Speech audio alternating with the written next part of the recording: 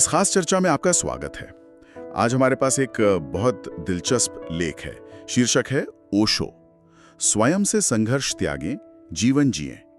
यह हमें ओशो की कुछ गहरी बातों की तरफ ले जाता है, खासतौर पर हमारे अंदर जो एक अजीब सी खींचतान चलती रहती है उसके बारे में। हाँ बिल्कुल, ये लेख एक तरह से ओशो के विचारों का सार है इस विषय पर। सही।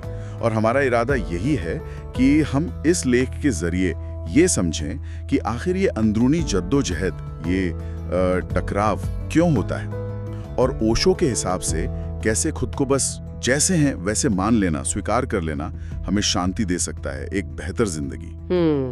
अक्सर हम सुनते हैं और शायद महसूस भी करते हैं कि जिंदगी एक संघर्ष है ना? हाँ, ये तो बहुत आम धारणा है। पर ये लेख एक अलग ही बात कह रहा है। ये कहता है कि असली लड़ाई बाहर नहीं है, असली लड़ाई तो हमारे अपने अंदर चल रही है, विचारों की, इच्छाओं की, सही गलत की। तो चलिए इस अंदरूनी युद्ध को थोड़ा और समझते हैं। बिल्कुल। लेख का जो आप कह सकते हैं केंद्रीय बिंदु है वो यही है कि असली युद्ध क्षेत्र, वो बैटल ग्राउंड हमारे भीतर है। और ये सिर्फ मतलब ख्यालों का टकराव नहीं है, ये हमारी जो गहरी इच्छाएं हैं और जो समाज ने हमें सिखाया है, वो संस्कार, वो कंडीशनिंग, उसके बीच का एक द्वंद्व है। अच्छा। एक हिस्सा कुछ चाहता है, दूसरा कहता है नहीं ये गलत है। लेख में एक लाइन है, बहुत अच्छी है, कि व्यक्ति हमेशा दो राहों पर खड़ा होता है।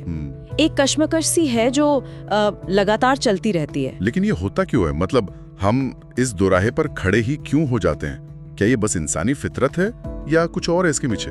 देखिए, लेख इसे सीधे सीधे हमारी सामाजिक कंडीशनिंग से जोड़ता है, जो हमें बचपन से सिखाया जाता है। जैसे अच्छा इंसान बनो, बड़ों का कहना मानो, सफल बनो। अब ये अच्छा, सफल, सही क्या है, ये कौन तय करता है? समाज, परिवार। हाँ, ज्यादातर वही। और जब हमारी अपनी अंदरूनी इच्छाएं, हमारी सहज प्रवृत्ति उन पैमानों से मेल नहीं खाती, तो हमारे अंदर एक अपराध बोध, एक गिल्ट पैदा होता है। अच्छा, ये गिल्ट। हाँ, और लेख के अनुसार यही गिल्ट, यही अपराध बोध इस अंदरूनी युद्ध की असली जड़ है। हम खुद को बुरा महसूस करने लगते हैं कि हम वैसे क्यों नहीं हैं जैसा हमें होना चाहिए। और फिर शायद अंदर की आवाज आती है जो नुक्स निकालती रहती है, तुम ऐसे क्यों हो, तुम ऐसे क्यों नहीं हो। हाँ, बिल्कुल। वो जो लगातार खुद की आलोचना चलती रहती है, तुम्हें और समझदार होना चाहिए था, तुम हमेशा यही गलती करते हो, काश तुम उसके जैसे होते।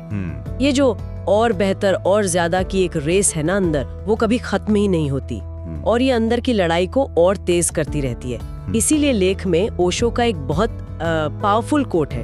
क्या? तुम्हारा सबसे बड़ा शत्रु कोई बाहर नहीं है, तुम्हारा सबसे बड़ा शत्रु तुम्हारा अपना मन है। जब तक हम खुद से ही लड़ते रहेंगे, अंदर शांति कैसे मिलेगी? सुकून तो असंभव है। ये तो बहुत रिलेटेबल लग रहा है। मतलब ये एहसास कि खुद का मन ही दुश्मन बन गया है। हाँ, ये एक लगभग यूनिवर्सल अनुभव लगता है।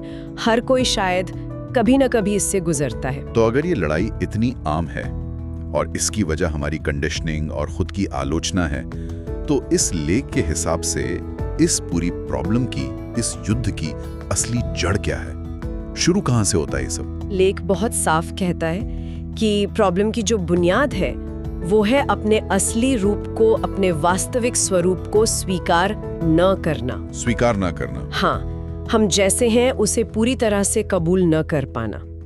हम चाहे अनजाने में ही सही, लगातार किसी और की तरह बनने की कोशिश में लगे रहते हैं। अच्छा। कोई समाज की नजर में परफेक्ट इंसान बनना चाहता है, कोई किसी महान हस्ती जैसा, राम, कृष्ण, बुद्ध। हम खुद को उनसे कंपेयर करते रहते हैं। इसी बारे में वो गुलाब और कमल वाला उदाहरण भी है शायद लेख में। हाँ, वो उदाहरण बहुत अच्छा है और बहुत सीधा भी। लेख कहता है गुलाब गुलाब है, कमल कमल है। अगर गुलाब कमल बनने की कोशिश करेगा तो सारा जीवन दुखी रहेगा।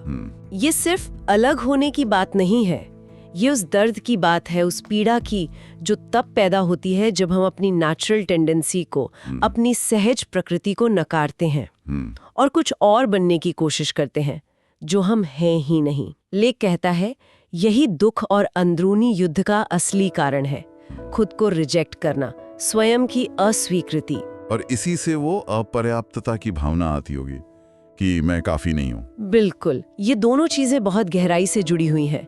हम खुद को कम आंकते हैं, इनएडिक्वेट महसूस करते हैं। लेकिन फिर खुद को स्वीकार करना, एक्सेप्ट करना, ये इतना मुश्किल क्यों लगता है?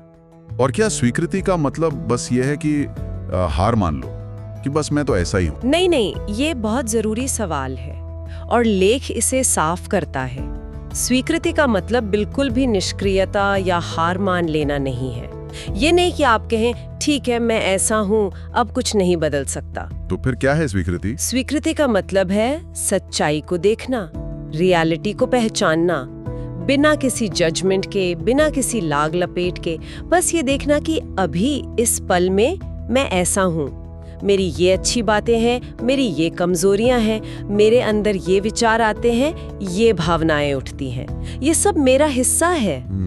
इस ईमानदारी भरी पहचान में ही बदलाव की संभावना छुपी है और यहीं पर लेख ओशो के उस कोर मैसेज को लाता है, अपने आप को जैसे हो वैसे स्वीकार कर लो। यही आध्यात्मिकता का आरंभ है, ये पहला कदम है, फाउंडेशन है। तो ठीक है, अस्वीकृति युद्ध की जड़ है और स्वीकृति पहला कदम। तो ये स्वीकृति हमें ले कहां जाती है? इसका नतीजा क्या होता है? लेख क्या कहता है इस बारे में? लेख बताता है कि जैसे ही हम ये लड़ना छोड़ते हैं ना, मतलब खुद से लड़ना और खुद को स्वीकार करना शुरू करते हैं, तो अंदर का जो युद्ध था वो धीरे धीरे थमने लगता है। वो जो एक कांस्टेंट टेंशन थी, खिंचाव था, वो कम होने लगता है। अच्छा। और तब व्यक्ति अपने असली स्वरूप में नेचुरली खिलने लगता है। जैसे एक बीज को सही मिट्टी पानी मिले तो वो खुद ब खुद पौधा बनता है ना? उसे कोई जबरदस्ती खींचकर बड़ा नहीं करता। स्वीकृति वही माहौल बनाती है अंदर। और इसका ध्यान या मेडिटेशन से भी कोई कनेक्शन बताया गया है लेख में? हाँ बिल्कुल, बहुत गहरा कनेक्शन। लेख कहता है कि स्वीकृति जो है वो ध्यान को, मेडिटेशन को सहज बना देती है, आसान बना देती है। कैसे? देखिए, यहाँ ध्यान को किसी खास टेक्निक की तरह नहीं बताया गया है कि आंख बंद करके बैठ जाओ या कुछ जाप करो, बल्कि ध्यान को एक दृष्टि, एक नजरिया, एक होने का तरीका बताया गया है। होने का तरीका? हाँ, मतलब अपने विचारों को, अपनी भावनाओं को, अपने डरों को, चाहे वो अच्छे लगें या बुरे, बस देखना, ऑब्जर्व करना, बिना उनसे लड़े, बिना उन्हें दबाने की कोशिश किए और बिना उनसे चिपक जाए, बस एक दूरी से, एक तटस्थ भाव से देखना, जैसे हम आसमान में बादलों को आते जाते देखते हैं। ये देखने वाली बात, ये ऑब्जर्वेशन, इसे ही शायद साक्षी भाव कहते हैं, विटनेसिंग। बिल्कुल सही। साक्षी या दृष्टा या विटनेस, ये कॉन्सेप्ट यहाँ बहुत सेंट्रल है।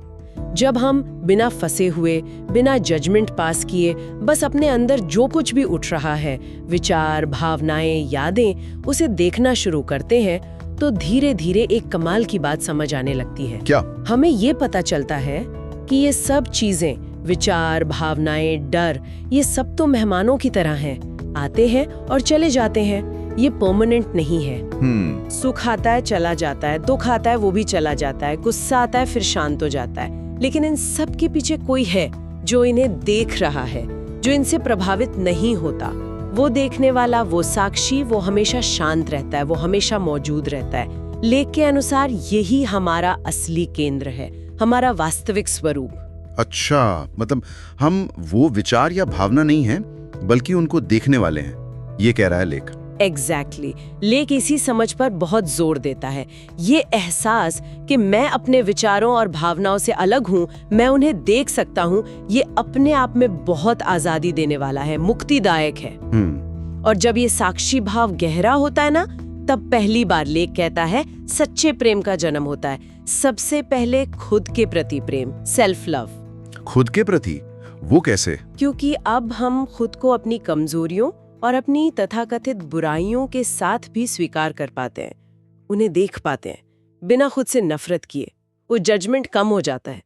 और लेख ये भी कहता है, जो खुद से प्रेम करता है वही दूसरों से सच्चा प्रेम कर सकता है। सही बात है। क्योंकि तब उसका प्रेम किसी शर्त पर, किसी उम्मीद पर आधारित नहीं होता, वो बस उसके अंदर की शांति और स्वीकृति से नेचुरली बहता है। ये तो बहुत बहुत गहरी बात है कि अंदरूनी शांति और स्वीकृति से ही बाहर दूसरों के प्रति प्रेम पैदा होता है। क्या लेख इस अंदरूनी स्थिति का बाहरी दुनिया से भी कोई संबंध जोड़ता है? मतलब समाज से, दुनिया से? हाँ, बिल्कुल जोड़ता है। और ये शायद लेख के सबसे महत्वपूर्ण पॉइंट्स में से एक है। ये सिर्फ एक व्यक्तिगत शांति या मुक्ति की बात करके नहीं रुकता। स्रोत इसे एक बहुत बड़े कैनवस पर देखता है। कैसे? लेख हमारे अंदर के इस लगातार चलने वाले युद्ध को, इस अंदरूनी अशांति को, बाहरी दुनिया की जो प्रॉब्लम्स है उनसे सीधे सीधे कनेक्ट करता है। समाज में जो हिंसा है, देशों के बीच जो युद्ध होते हैं, यहाँ तक कि परिवारों में जो झगड़े और कलह होती हैं।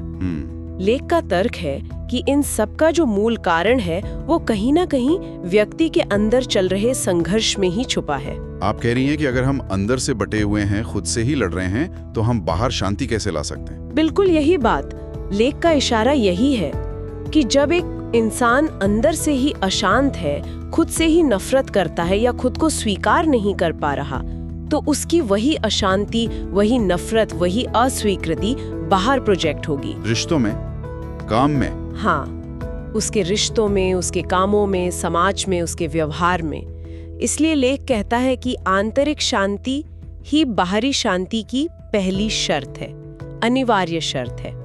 लेख में एक लाइन है जो इस विचार को बहुत पावरफुली रखती है। अगर इंसान भीतर शांत हो जाए तो बाहर की सारी हिंसा स्वतः समाप्त हो जाएगी। वाह, ये तो बहुत बड़ा स्टेटमेंट है। हाँ, ये एक बहुत रैडिकल विचार है कि दुनिया को बदलने की शुरुआत कहीं और से नहीं, खुद के अंदर शांति लाने से होती है। तो फिर जीवन को देखने का पूरा नजरिया ही बदल जाता है। मतलब ये कोई जंग का मैदान नहीं है जिसे हमें जीतना है या हारना है, ये कुछ और है। हाँ, लेख इसी तरफ ले जाता है कि जीवन एक युद्ध नहीं बल्कि एक संभावना है, एक उत्सव बनने की, एक सेलिब्रेशन बनने की। और ये लड़ाई छोड़ने पर ही असली जीवन शुरू होता है। लेख ओशो के शब्दों को फिर से कोट करता है। क्या कहते हैं वो? जिस दिन तुम अपने आप से लड़ना छोड़ दोगे, उसी दिन तुम्हारा जन्म होगा। बाकी सब तो केवल तैयारी थी, गर्भ में रहने जैसा था। तो ये एक सीधा आह्वान है, एक पुकार है कि अपने अंदर के युद्ध को खत्म करो। अपनी अच्छाइयों को तो अपनाओ ही, पर अपनी तथाकथित बुराइयों को भी, अपने उजाले के साथ साथ अपने अंधेरे को भी गले लगाओ। स्वीकार करो, क्योंकि वो दोनों तुम्हारे ही हिस्से हैं। तुम अधूरे नहीं हो, तुम पूरे हो उन दोनों के साथ। तो इस पूरे बातचीत का, इस लेख का सार यही निकलता है कि हमारे अंदर जो एक लगातार कश्मकश चलती है, बिल्कुल, उसका अंत कहीं बाहर नहीं ढूंढना है। नहीं, बिल्कुल नहीं। वो अंत भीतर ही है। और रास्ता लड़ने का नहीं बल्कि स्वीकार करने का है। खुद को जैसे भी हम हैं, पूरी तरह से, अपनी पूरी समग्रता में। जीवन को एक प्रॉब्लम की तरह सॉल्व करने की कोशिश छोड़कर उसे एक रहस्य की तरह जीने की जरूरत है। बिल्कुल, लेख का जो आखिरी विचार है वो इसी ओर इशारा करता है। ओशो के हवाले से ही, जीवन तो एक रहस्य है जिसे जीना है, कोई गणित का सवाल नहीं जिसे हल करना है। और रहस्य तभी जिया जा सकता है जब तुम अपने आप को जैसे हो वैसे ही स्वीकार कर लो। ये बात वाकई हमें सोचने पर मजबूर करती है ना? हाँ, बिल्कुल। कि अपने आप का कौन सा हिस्सा है, कौन सा पहलू है जिसे स्वीकार करना हमें सबसे ज्यादा मुश्किल लगता है। वो कौन सा अंधेरा है जिसे हम देखना भी नहीं चाहते। स्वीकार करना तो दूर की बात है। और अगर हम सचमुच पूरी तरह से बिना किसी शर्त के खुद को स्वीकार कर लें, तो उस रहस्य को जीने का अनुभव आखिर कैसा होगा? ये कुछ गहरे सवाल हैं जिन पर शायद हम सब सोच सकते हैं। हाँ, बिल्कुल, सोचने लायक है।